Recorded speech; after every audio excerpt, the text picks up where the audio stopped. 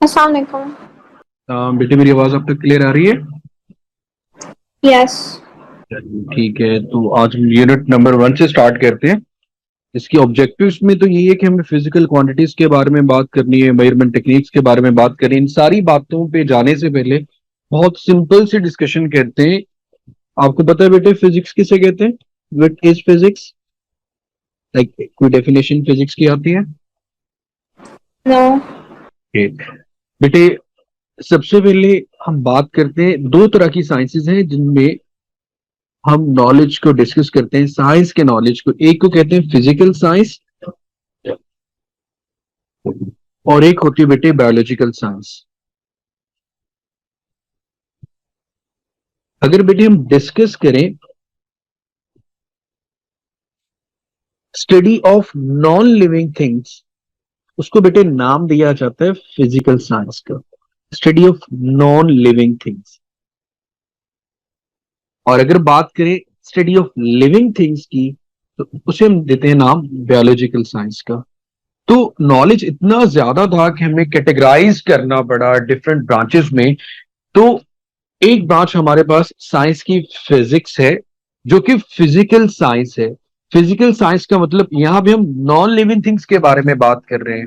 किसी गाड़ी की स्पीड की बात कर रहे हैं, वेलोसिटी की बात कर रहे हैं, मीटर रूलर की बात की जा रही है, इलेक्ट्रिसिटी की बात की जा रही है, मैग्नेटिज्म की बात की जा रही है, वेव्स की बात कर रहे हैं। सो नॉन लिविंग थिंग्स के बारे में हम स्टडी करेंगे फिजिक्स में।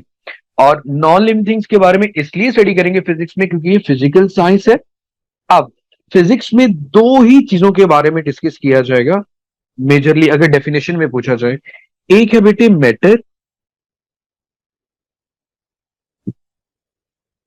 और दूसरी है बेटा एनर्जी। मैटर के बारे में पता है मैटर किसे कहते हैं बेटा? समथिंग दैट हैज अ मास। हाँ, एंड ऑक्यूपाई सम वॉल्यूम, तो उसे मैटर कहते हैं। मैटर लिक्विड भी हो सकता है, सॉलिड भी हो सकता है, गैस भी हो सकती है। ये तो पता है ना, जैसे मैं भी मैटर हूं, आप भी मैटर हैं। आपकी सराउंडिंग में जितनी चीजें आपको नजर आ रही हैं वो सब मैटर है। Is it clear? यस। ठीक है। एनर्जी क्या चीज होती है बेटे? किसी भी काम को करने के लिए हमें जो चीज रिक्वायर्ड है वो एनर्जी है। जैसे हम खाना खाते हैं तो फूड से हमें एनर्जी मिलती है। हमारी बॉडी के अंदर जो सेल्स हैं इनको भी एनर्जी मिलती है फूड से। इसी तरह सन भी हमें एनर्जी दे रहा है। इलेक्ट्रिसिटी भी एनर्जी, इलेक्ट्रिकल एनर्जी प्रोवाइड कर रही है। इसकी बहुत सिंपल सी एग्जांपल इस तरह से कर सकते हैं आप। हमारी बॉडी में एक रूह होती है, जिसे आप रूह का कहते हो ना, सोल। आप उसको ना टच कर सकते हो ना क्रिएट कर सकते हो, बट यू कैन फील कि हमारे पास है। इसी तरह जब हमें भूख लगते है तो हमें लगता है कि हमारी एनर्जी बहुत कम हो चुकी है। ऐसे ही हम खाना खाते हैं तो हमें कहते हैं हमें एनर्जी मिल गई है। बट हम एनर्जी को टच नहीं कर सकते कि क्या है, लेकिन उसको फील कर सकते हैं। तो एबिलिटी टू डू वर्क, उसको एनर्जी कहते हैं। अब मैटर और एनर्जी का क्या इंटरेक्शन होता है? मैटर क्या है, एनर्जी क्या है, एनर्जी कहां से मिलती है, मैटर की प्रॉपर्टीज क्या है, एनर्जी की प्रॉपर्टीज क्या है, इन दोनों का आपस में क्या रिलेशन है, ये सब फिजिक्स में डिस्कस किया जाएगा। ये कुछ हद तक डेफिनेशन क्लियर हुई? What is physics? यस। ठीक है।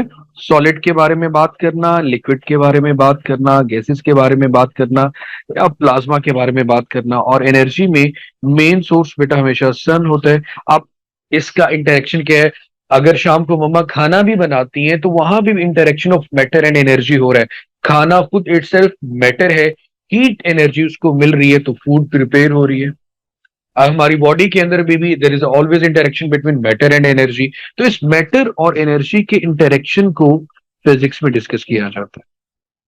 ये सिर्फ एक छोटी सी डिस्कशन होती है बच्चे को ये बताने के लिए कि फिजिक्स क्या है। A branch of science in which we deals matter, energy and their interaction. Clear हुआ बेटा ये? यस। ओके। आगे यूनिट का नाम है मेजरमेंट और इसकी टेक्निक। उससे पहले आपको एक छोटी सी चीज के बारे में डिफरेंशिएट करना होगा और उसके बाद हम यूनिट में आ जाएंगे। एक है फिजिकल क्वांटिटीज और एक होती है बेटे नॉन फिजिकल क्वांटिटीज। दोनों में डिफरेंस क्या है? हम फिजिक्स में बात करते हैं फिजिकल क्वांटिटीज की। अब फिजिकल क्वांटिटीज क्या होती हैं? बहुत आसान सी चीज, that can be measured accurately, जिनको हम मेयर कर सके। जैसे अगर मैं आपसे पूछूं बेटा आपकी एज क्या है, तो आप क्या बताओगे? 16. 16। तो ये time is a measurable quantity, इसको मेयर कर सकते हैं, तो ये फिजिकल होगी। अगर मैं ये पूछता हूं कि भाई मैं बाजार जाता हूं, मुझे 2 kg दूध चाहिए, तो 2 kg is a measurable quantity for the mass, तो ये भी मेजरेबल क्वांटिटी। आज का टेम्परेचर क्या है, तो temperature is also a measurable quantity. तो वो सारी चीजें जिनको आप मेयर कर सकते हो, घर का डायमीटर कितना है, सर्कल की लेंथ कितनी है, ये सारी चीजें, टाइम कितना हो चुका है, टेम्परेचर कितना है, करंट कितना पास हो रहा है, कितने वोल्टेज हमारे घर में आ रहे हैं, ये सारी चीजें मेयरेबल हैं। सो ऐसी वो तमाम क्वांटिटीज जिनको हम मेयर कर सकते हैं, उन्हें फिजिकल क्वांटिटीज कहा जाता है। ये बात मुश्किल तो नहीं थी? No. ठीक है। अब बेटे अब सोच के बताओ कि नॉन फिजिकल क्वांटिटी क्या होगी? They can't be measured. है ना?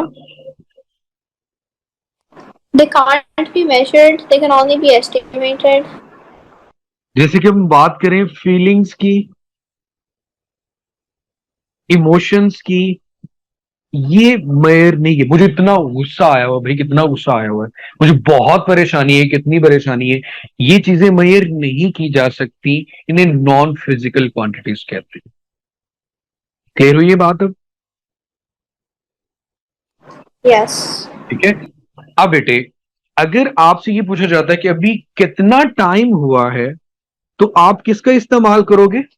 वॉच का, क्लॉक का? ऐसे ही होगा ना? ऐसे तो नहीं होगा कि आप थर्मामीटर पकड़ोगे और देखोगे भी कितना टाइम हुआ। Yes. ऐसे ही है। तो इन चीजों को कहते हैं, जिन डिवाइसेस से फिजिकल क्वांटिटी को मेयर किया जाता है, उन्हें मेयरिंग डिवाइसेस कहते हैं, या मेयरिंग इंस्ट्रूमेंट्स कहते हैं। क्लियर हुई बात बेटे? इन्हें कहते हैं मेयरिंग इंस्ट्रूमेंट। अब कितना टाइम हुआ आप बताते हैं जी? 3:50 हो चुके हैं। सो आवर्स और टाइम में हमारे पास आवर, फिर मिनट्स, ये वो स्टैंडर्ड है जिसमें टाइम को मेयर किया जाता है, और इन स्टैंडर्ड्स को यूनिट्स कहते हैं। जैसे भाई हमसे कोई, Okay. ठीक है, भी आज का कितना टेम्परेचर था, हम कहते हैं जी 37 degree Celsius. So degree Celsius unit है। बात समझ में आई बेटे? मैं सिर्फ बेस बना रहा हूं ताकि आगे चीजें आसान हो जाए। उसके बाद ये जो नंबर होता है ना मेरा बेटा, इसको कहते हैं फिजिक्स की जुबान में मैग्नीट्यूड। इस न्यूमेरिक वैल्यू को मैग्नीट्यूड कहा जाता है। क्लियर होगी बेटे ये बात? Yes. ओके। अब मैं फिजिकल क्वांटिटी की डेफिनेशन को और ज्यादा एक्सप्लेन करता हूं। अब फिजिकल क्वांटिटी में हमने क्या क्या पढ़ा? फिजिकल क्वांटिटी की सबसे पहली पहचान, पहली सिग्निफिकेंस ये होगी कि कैन बी मेयर्ड, उसको मेयर कर सकते हैं आप। किससे मेयर करेंगे जी? आप उसको मेयरिंग इंस्ट्रूमेंट से मेयर करेंगे। और फिजिकल क्वांटिटी, जैसे मैं कहता हूं 15 मीटर, इसका मतलब है फिजिकल क्वांटिटी के पास कोई न्यूमेरिक वैल्यू भी होती है, मीटर उसका यूनिट होता है। जैसे इसका मतलब है 15 मीटर, ये किसी की लेंथ की बात भी की जा सकती है। ये तो नहीं कह सकते ये टेम्परेचर है। सो temperature is also physical quantity, लेकिन उसका अपना यूनिट होगा, अपना मेयरिंग इंस्ट्रूमेंट होगा। टाइम है, टाइम का यूनिट अपना होगा, उसको मेयर करने के लिए डिफरेंट डिवाइसेस होगी। तो अब यहां से कुछ आइडिया हुआ कि मेयरमेंट किसे कहते हैं फिजिक्स में, और किन की मेयरमेंट की जाती है। कुछ पॉइंट क्लियर हुआ बेटा? Yes. ठीक है। तो मेजरमेंट करते हैं हम फिजिकल क्वांटिटीज की, और फिजिकल क्वांटिटीज को मेजर करने के लिए हम इस्तेमाल करते हैं मेजरिंग इंस्ट्रूमेंट, और हर फिजिकल क्वांटिटी का अपना यूनिट, अपना स्टैंडर्ड और अपना मेजरिंग इंस्ट्रूमेंट होता है। सबसे पहले हम यहाँ पे आ जाते हैं। मैं ये बहुत शॉर्ट और प्रिसाइज नोट्स है अकॉर्डिंग टू द एग्जाम, कि मतलब यहाँ पे सीरीज है। अब बेटा मुझे बताओ, आपने ये रूलर तो यूज किया ही होगा अपनी ज्योमेट्री में, मैथ्स में भी, या ड्राइंग करते हुए किया है ना? Yes. क्या इससे हम टाइम मेजर करते हैं? कभी भी नहीं मेजर करते, ना ही तो इससे टेम्परेचर मेजर किया जाता है। इसको मेरा बेटा हम किसके लिए इस्तेमाल करते हैं? लेंथ को मेजर करने के लिए।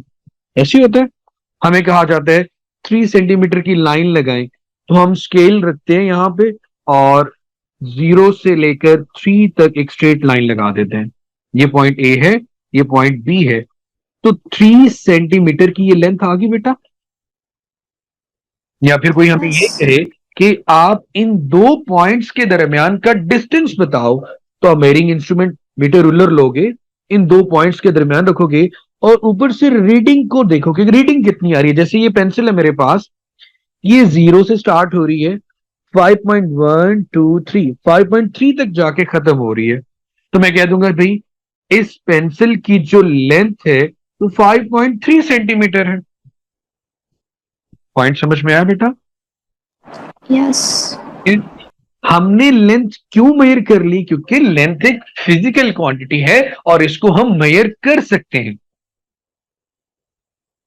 ठीक है, अगर मैं ये कहूं कि हाँ बेटा ये मुझे बताएं कि ये पेंसिल फील क्या कर रही है, तो क्या हम ये बता सकते हैं कि पेंसिल क्या फील कर रही है? No. नहीं बता सकते ना, क्योंकि वो फिजिकल क्वांटिटी नहीं है। लेंथ हमारे पास एक फिजिकल क्वांटिटी है, इसको हम मेजर कर सकते हैं। अब आपने बेटा मुझे ये बताना है कि मैंने यहां पे कौन सा मेजरिंग इंस्ट्रूमेंट इस्तेमाल किया? Meter rule. Metre ruler, exactly right answer. हमने यहां पे यूज किया मीटर रूलर, और इसके लिए यूनिट कौन सा इस्तेमाल किया बेटा मैंने? Centimeters. सेंटीमीटर। क्लियर होगी बच्चे ये बात यहां तक? ठीक है। Yes. अब आप मीटर रूलर को बेटे जब भी देखोगे ना, उस पे दो तरह की रीडिंग्स होती हैं, सेंटीमीटर भी लिखा होगा और मिलीमीटर भी लिखा होगा। ठीक है, तो होता क्या बेटा, अब आप देखो ना 0 से लेकर 1 तक के दरमियान छोटी छोटी लाइंस लगी हुई है, छोटी छोटी सी डिवीजन बनी हुई है। ये देखिए, 1 से 2 के दरमियान भी डिवीजन बनी है, 2 से 3 के दरमियान भी डिवीजन बनी हुई है ना। तो 1 Yes. सेंटीमीटर 10 लाइनों से मिलकर बनता है, और हर लाइन 1 मिलीमीटर की होती है। तो मैं ये बात कह सकता हूं कि 1 सेंटीमीटर में कितने मिलीमीटर हुए बेटे? 10 मिलीमीटर। 1 सेंटीमीटर में कितने मिलीमीटर हुए बेटा? 10 10. और अगर 10 सेंटीमीटर में कितने मिलीमीटर होंगे? 10 को 10 से मल्टीप्लाई कर दूंगा ना, तो 100 मिलीमीटर। 100. पॉइंट समझ में आ गया बेटा? Yes. ठीक है।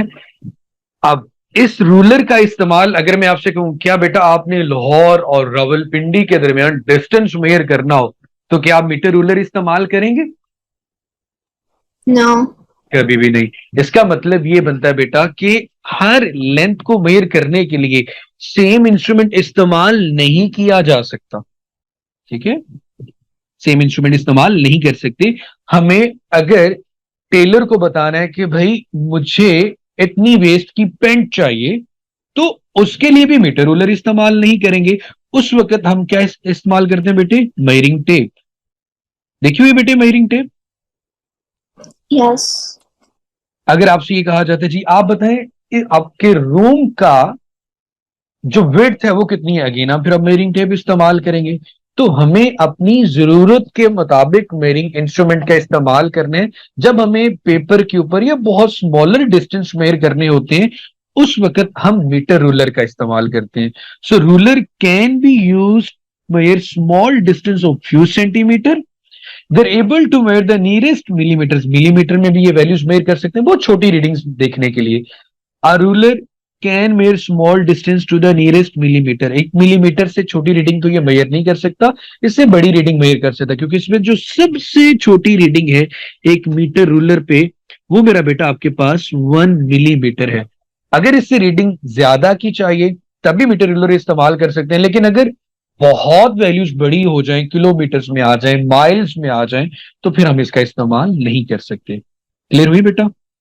लार्ज डिस्टेंस को मेजर करने के लिए हम मेजरिंग टेप का इस्तेमाल कर सकते हैं। मेजरिंग टेप इसलिए इस्तेमाल करते हैं कि उसको आप रोल भी कर सकते हो एक जगह पे, उसको बार बार बार उसकी स्ट्रिप को वाउंड करने से हम बहुत लार्ज डिस्टेंस को यहां पे रख सकते हैं और इजीली मेजर कर सकते हैं।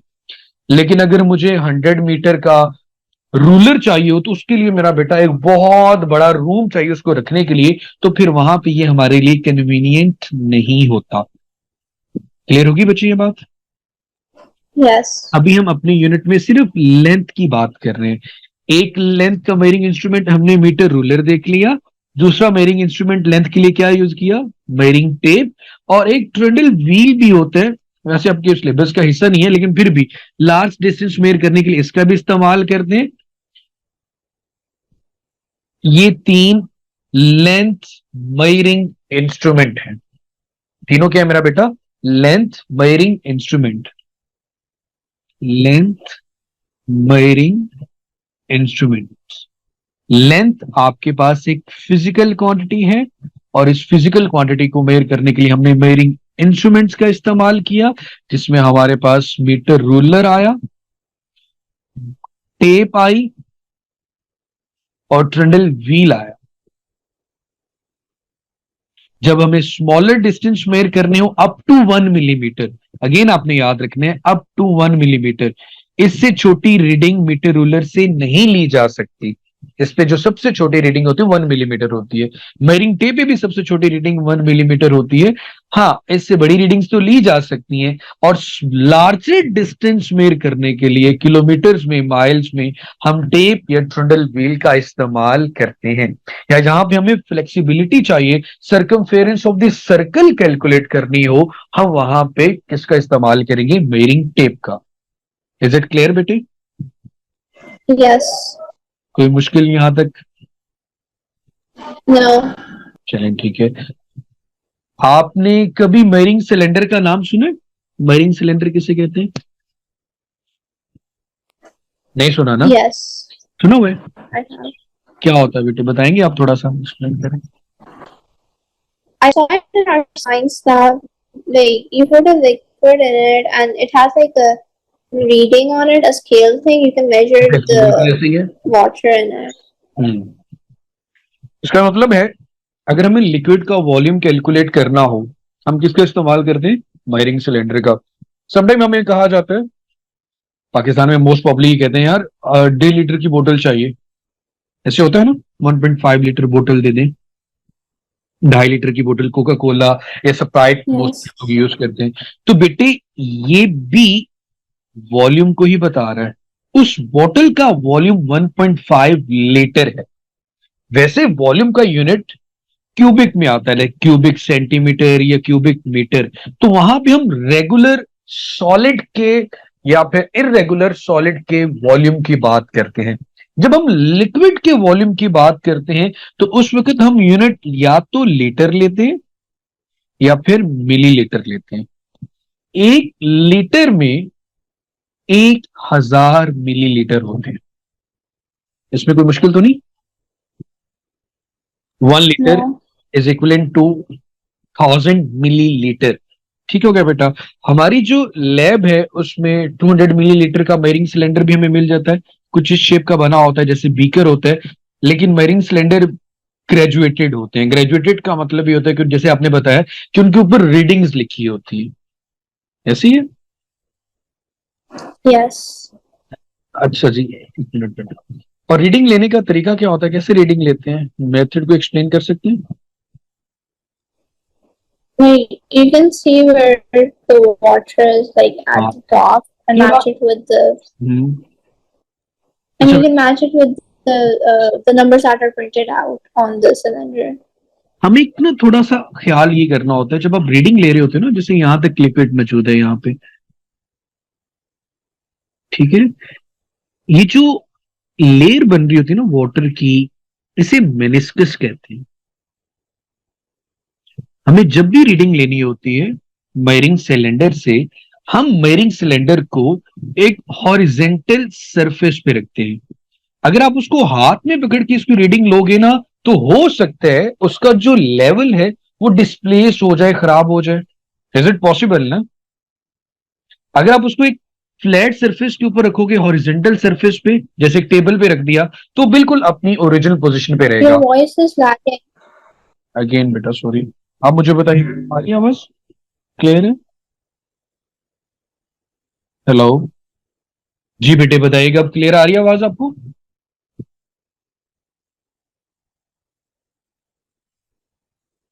Hello. It's not clear. It's like lagging still. Still अभी भी ऐसे ही हो रहा है? मेरा इंटरनेट कनेक्शन तो ठीक है बेटे, आप अपना इंटरनेट कनेक्शन एक दफा देख लेंगे, बिल्कुल ठीक है। हेलो। ओके। आप इसे करें, रीज्वाइन कर लिए बेटे। जी बेटा, आप मुझे बताइएगा, can you hear me Can now? you hear me? Yes. Can you?